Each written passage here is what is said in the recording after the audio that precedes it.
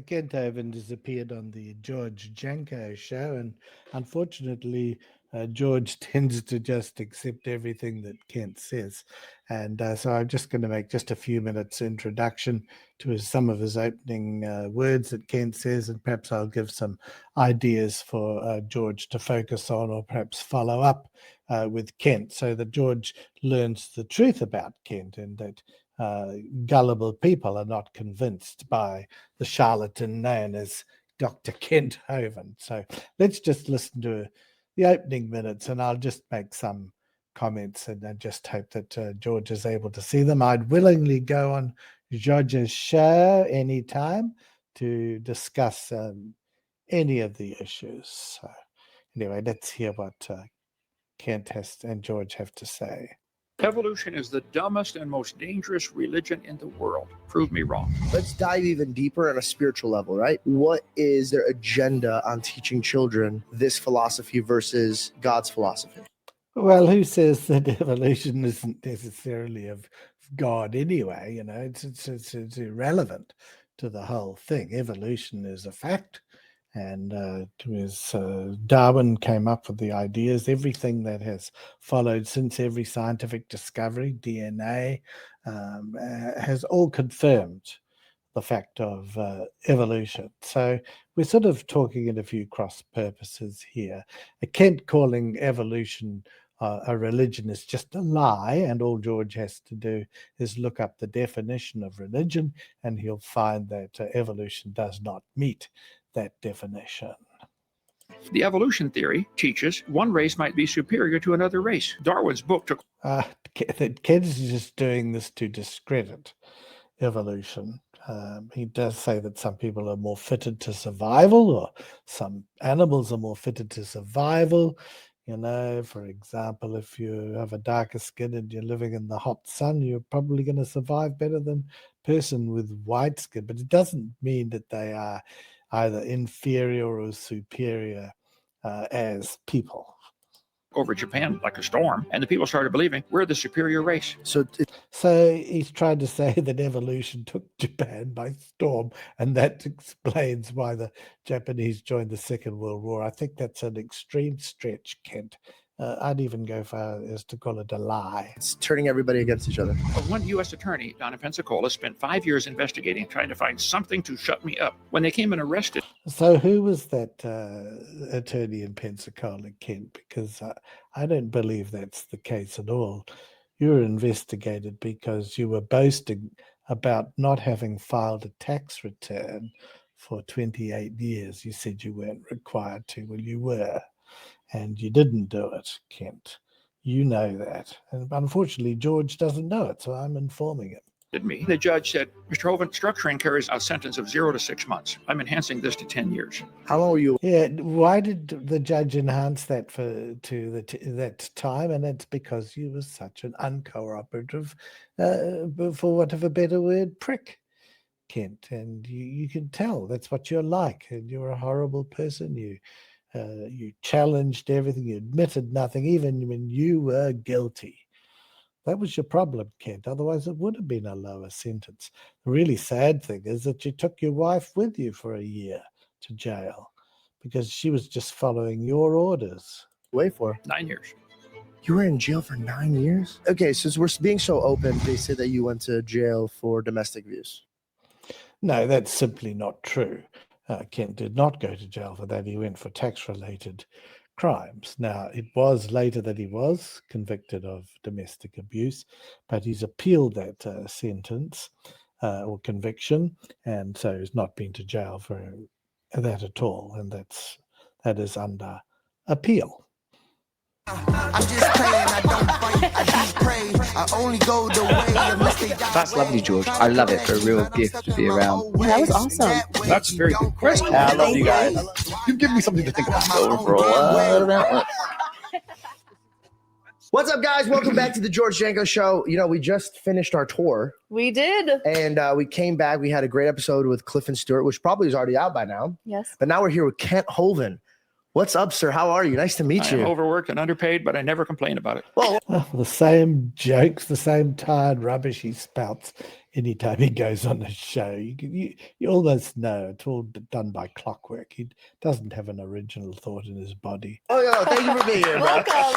Welcome. So you go also by Dr. Dino. You would not believe the stuff they call me on the internet. Where did Dr. Dino come from? Well, I had 3 doctorates earned and one honorary, and I preach a lot on dinosaurs. Now, that is just complete nonsense. He got 3 doctorates. He purchased them from a diploma mill called Patriot Bible University.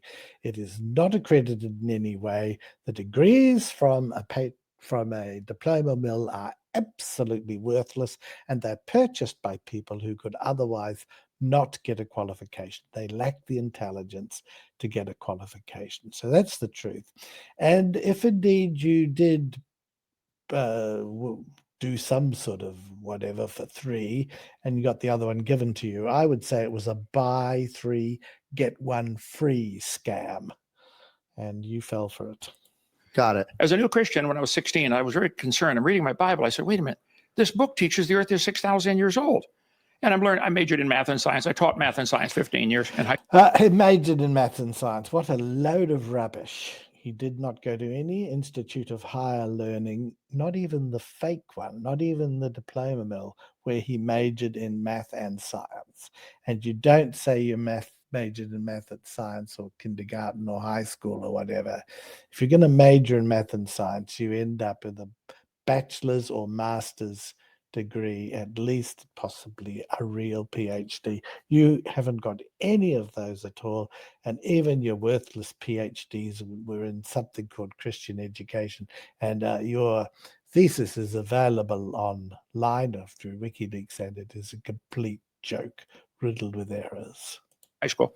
And I was taught all the billions of year stuff. I said, somebody. Oh, yeah. So he taught math and science at high school. Well, it turns out that they were only Christian schools that employed anybody. In other words, they didn't require any form of qualifications. You could go along and say, I'm going to teach math and science because I love it or whatever. And that's exactly what Kent must have done. Or they were perhaps schools he started himself or in the basement of one of his churches. You really need to tell the truth, Kent, because there's always going to be someone who sets the record straight. You're lying. I don't know who it is. And if the earth is indeed 6,000 years, like the Bible says, where do dinosaurs fit in? And how did we get the light from the stars here? And how about carbon dating? And it went on and on. It's been a long journey, brother. And before we get into this, the reason why I wanted to have you over, and thank you so much for flying all the way out here. I'm glad to do it. I love when the gospel mirrors science. And I think it can welcome people in because there's a lot of people that unfortunately need to see some type of evidence. Right. And I know the gospel is like... What, a lot of people unfortunately need to see some kind of evidence? I would have thought evidence was a precursor for most things. You don't just believe everything you hear. Or, well, if you believe Kent, perhaps you do. Creation's evidence of God. Right. And so... Now, before we get started, I don't know if I agree with everything that you're saying or you're not saying. So you will when I'm done. Okay, cool. That's the arrogance of Kent Hovind. Kent, of course, says that he didn't agree with everything of Charlie Kirk, but when Charlie Kirk's up in heaven now saying Kent was right, I mean, it would be a joke, except Kent isn't joking. He actually believes it. He's never wrong. Just ask any of his 4 wives. Okay, good. Nice to know that. But I saw you the same way that I first saw Cliff and Stewart. When I saw Cliff and Stewart, they were debating online, and they did it in a very loving way. And I love that you also do that. So today I kind of... Oh, yes, he does. Kent is so loving. He never calls people morons, fools, idiots, or lacking any brain cells, does he? I don't think you've watched any of his other shows, George. I wanted to have a podcast set up for people that really, really love science, and they never... Oh, there was a very Power Ranger ringtone. Shut it off. I'm so sorry. How dare you? I thought I did. You have to watch my daughter's wedding when you get time. It's been played 50 times on America's Funniest Home Videos. Oh, my goodness, not the home video thing. See, Kent has to be the center of attention in everything that he does.